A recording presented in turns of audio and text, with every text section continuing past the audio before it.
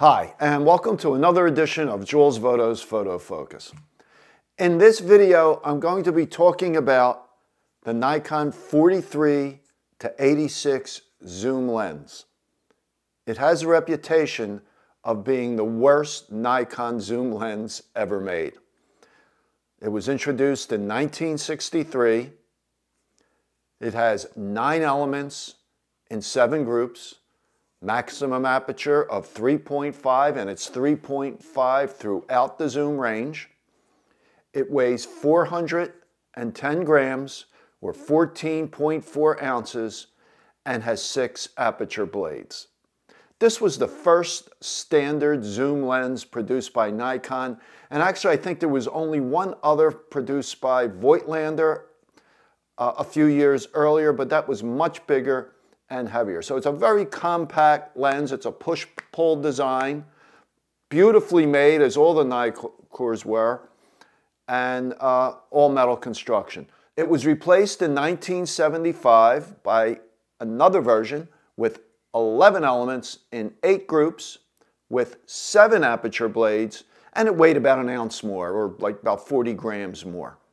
Okay, and this version that I'm holding here is the same optical formula as the 75 version, but this is an AI version that came out in 1977, and it continued in production to about 1982. There was never an AIS version. But our main concern is this original lens and its reputation. So I have tested it at both 43 and at 86 millimeters, and we're going to look at some pictures in a little bit, but I think its reputation is well earned, at least at the wider end of the zoom range. It is just not sharp. I shot it at 3.5, at 5.6 and f8, and of course it sharpens up a little bit when you get to 5.6 and f8, but wide open, it is just, in my opinion, it's unusable. It reminds me of almost as bad as photos from the Diana camera. I don't know if you were familiar with that. It was a plastic camera that took 120 film that produced. Some people like it. I mean, they're actually, you could actually buy them today.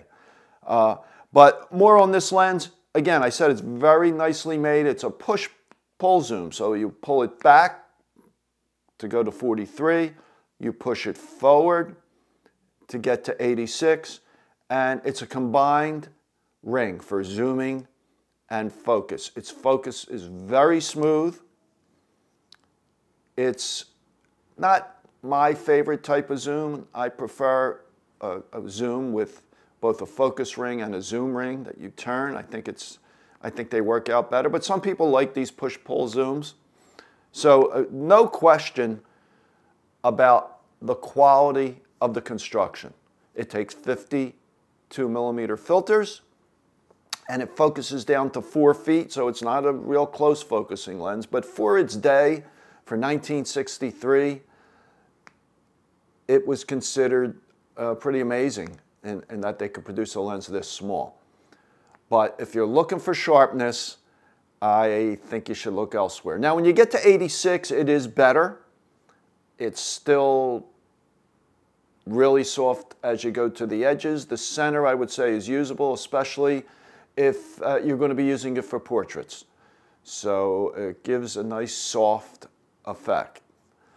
Now, the newer version, of which I have here the AI version of that lens, as I said, it came out in 1975. By the way, a multi-coated version came out, I believe, in 1974 of the older design, of the 9-element design. Again, this is nicely made. The zoom ring on this is a little bit wider, but otherwise still focuses down to 4 feet. Aperture, as on the original version, is 3.5 to 22 in full stops.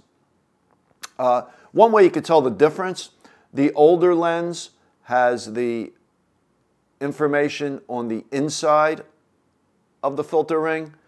The newer lens, it's on the outside. Both take 52 millimeter filters. This lens is a bit better. I still think at 43, it is better than the older version, but still not great at 43 millimeters wide open. As you stop down, of course, it does improve. And at 86, it's pretty usable. I really didn't test the middle range of the zoom. But one thing I want to say, when testing old lenses, and these are old lenses, they're both in very nice condition. I got them very inexpensively on eBay. I believe one of them came with a Nikon F body. The other, I don't remember, but it was very inexpensive. In fact, you could buy the pre-I version. I've seen them for $12 up to maybe around $40 or so, while the AI version I've seen from around $40 to about $70. Now, when testing older lenses, there's a couple things you have to keep in mind. These are not brand new lenses out of the box. So they're pretty old.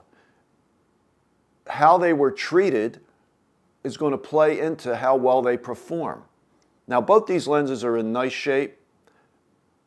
Some dust, actually there's more dust on the inside of the newer lens than on this older lens. This one, by the way, dates, I dated it to about 1966, whereas this one dates from, like I said, 1977.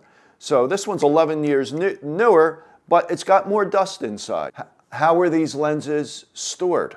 Were they in high humidity situations? Were they ever dropped? Now, it don't appear that they were dropped. There's no dents. Filter rings are intact and they're fine.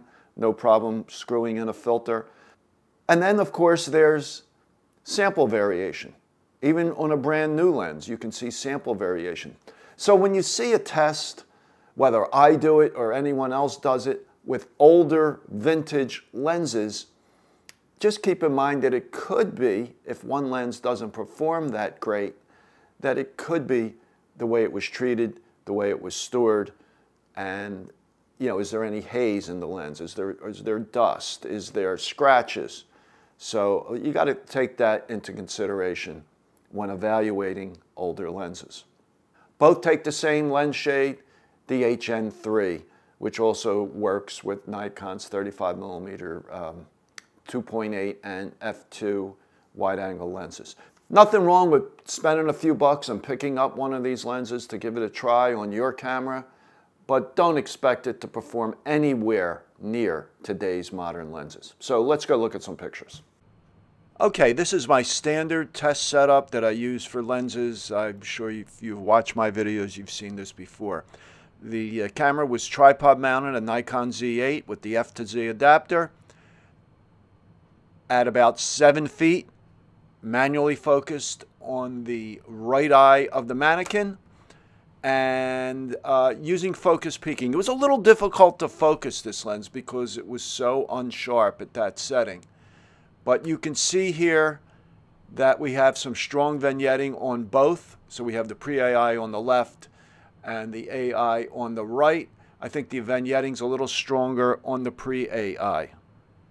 Now in this shot that was not cropped, you can't really tell sharpness, but we're going to move in on the next image to show you, hopefully, the lack of sharpness with this lens.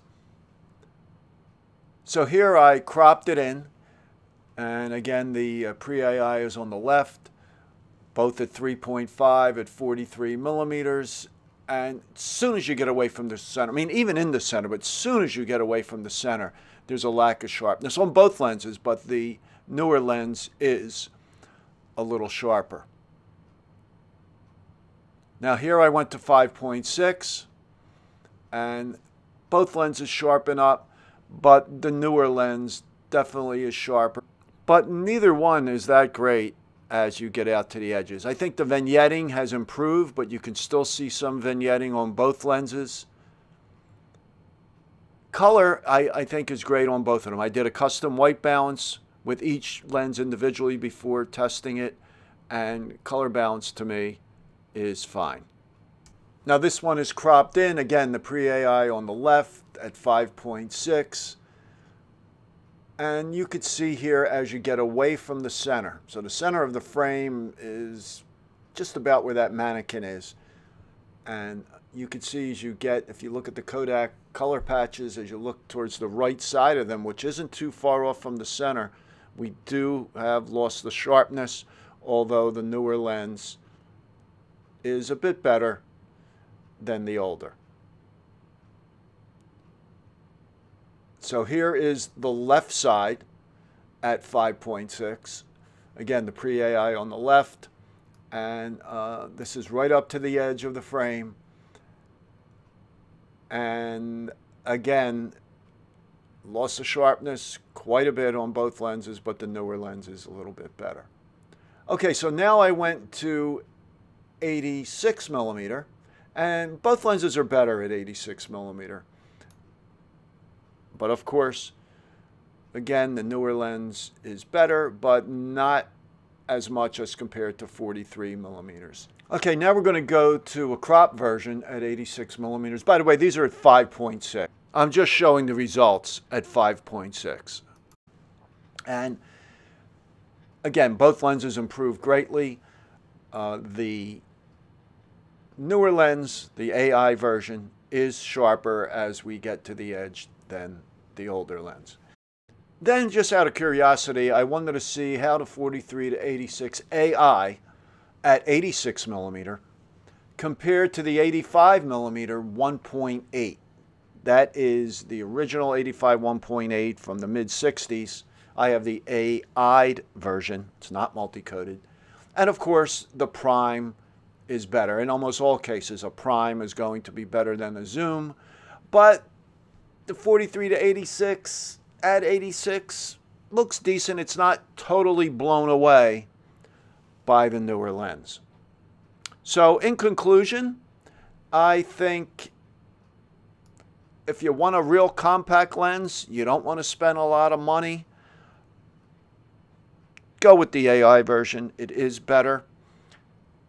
If you're looking for sharpness, of course, just look for a more modern lens. The 43 to 86 combined with, let's say, a 28 3.5 could be a very inexpensive travel kit if you're not going to produce large images. If you're just going to look at them on the web or on your phone or post to Instagram or Facebook, I think the quality would be adequate. So that's it for this video. I hope you enjoyed it. If you did, please give it a thumbs up and subscribe to my channel. I come out with a new video usually every Wednesday morning at 11 a.m. Eastern Time. So thanks for watching, and I will talk to you next time.